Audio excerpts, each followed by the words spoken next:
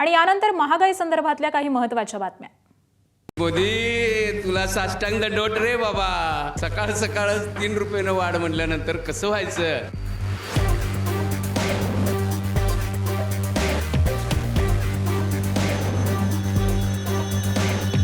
देशाचे पंतप्रधान म्हणायचे ना खाऊंगा ना खाने दूंगा, त्यांचं म्हणणं असं आहे खाऊंगा खाने दूंगा, तुझे दिल्ली में रहने नहीं दूंगा।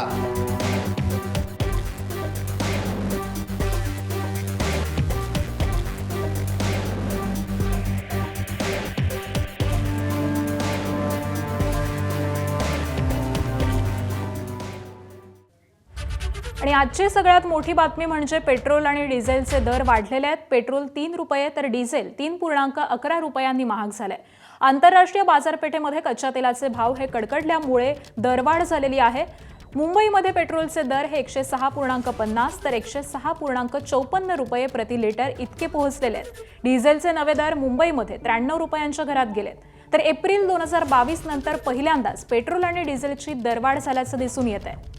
पुण्यामध्ये पेट्रोलचे नवे दर हे 106.82 रुपये तर डिझेलचे दर 93.46 रुपये प्रति लिटर इतके पोहोचलेले आहेत।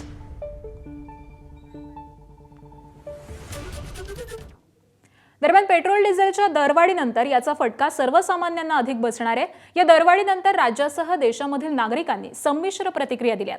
मात्र एबीपी माझानं काही सवाल उपस्थित केलेत, त्यावरती छत्रपती संभाजीनगरमधून नागरिकांनी प्रतिक्रिया दिली आहे, जाणून घेऊयात।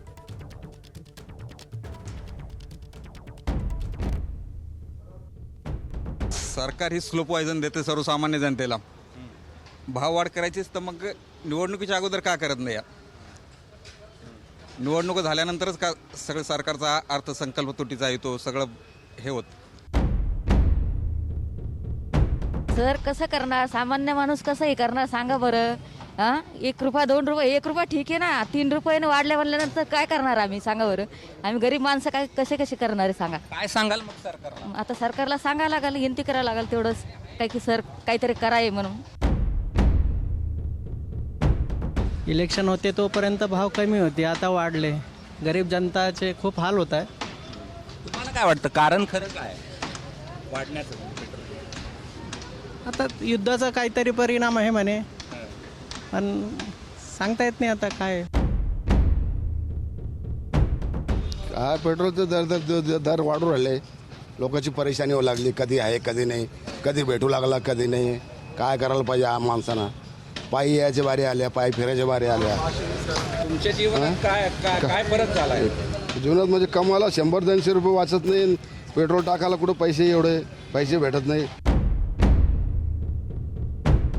हो सांगितलं ना मोदी साहेबांनी काटकशीनं पेट्रोल यूज करा म्हणून, आणि आम्ही चाललो आता बाहेर देशात फिरायला। येतो ना बाहेरच्या जनतेचे काय बाहेरचं हवामान तापमान करून सांगतात ते की पाकिस्तानमध्ये पेट्रोल 450 आहे, पण त्यांना काय माहिती तिथलं चलन किती आहे। 20 ते 25 रुपयांनीच महाग आहे फक्त, तिथे जास्त काही नाही आहे। फक्त गव्हर्नमेंटनी सामान्य जनतेला लुटायचं काम चालू केलेलं आहे, बस बाकी काही नाही। आणि वाढत्या पेट्रोल डिझेलच्या दरवाढीवरती अकोलेकर काय म्हणतात तेही पाहूयात। अजिबात अपेक्षित नव्हतं। खूप 3 रुपयाने भाव वाढलेले आहेत आज, म्हणजे महागाई झालेली आहे असं म्हणता येईल।